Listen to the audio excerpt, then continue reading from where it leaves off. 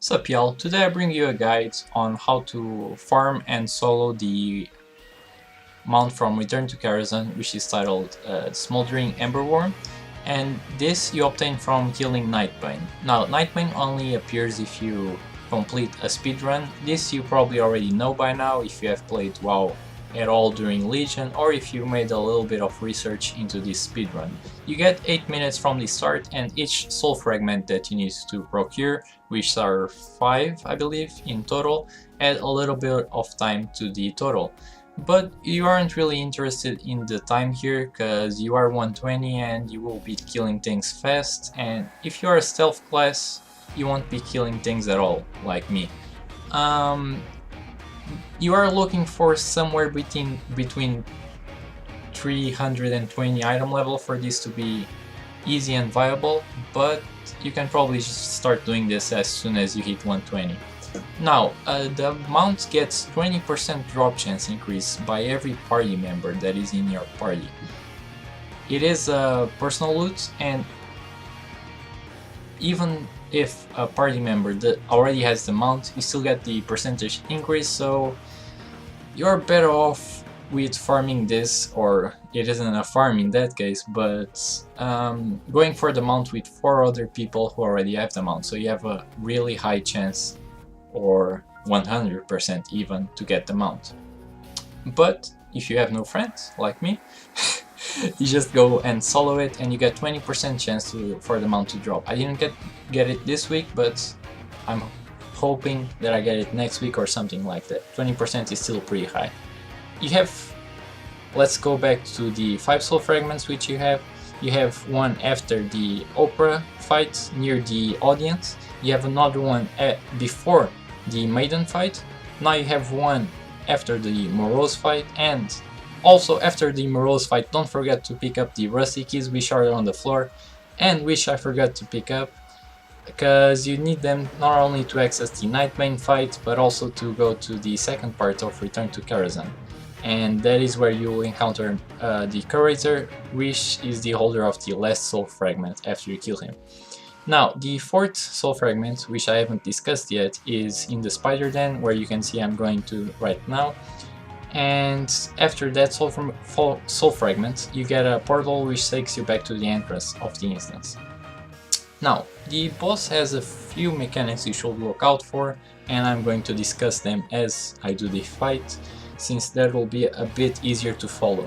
This is where I noticed I don't have the keys, so I have to go back, and since I am 120 and I've been skipping all of the trash mobs as a stealth unit, I just have like 20 minutes to spare or something, so it isn't a big issue, just made me lose like 30 seconds to 1 minute.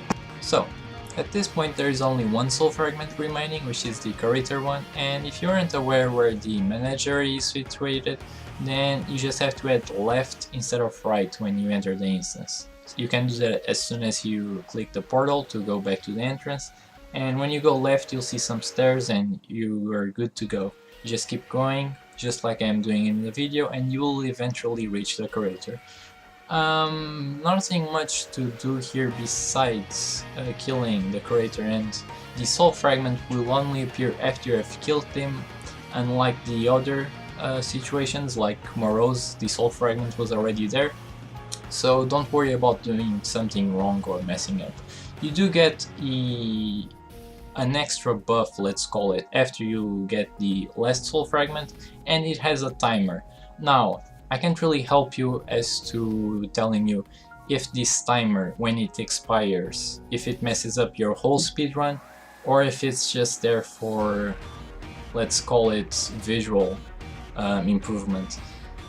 If it messes up your speedrun, well, you have 5 minutes to go to Medivh. Medivh is situated in the Nightbane balcony, let's call it, and it is at the same place where you go to the menagerie. If you go back to the entrance of the instance, you head left, and it is a little door that is situated downstairs. So, just one little thing before we get into the boss fight. Try not to soft reset the instance and leave it, or the boss will disappear. That is all, let's get into the fight.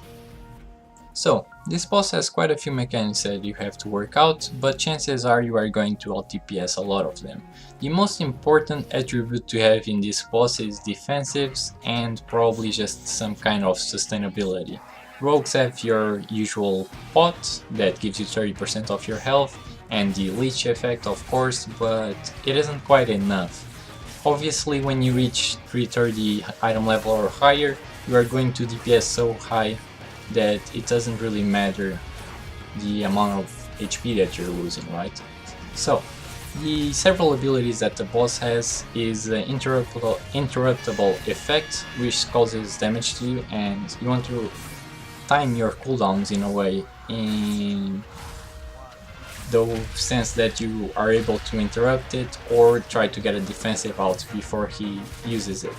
The second effect that the boss has is Scarred Earth, and he is going to soil the earth around you with fire.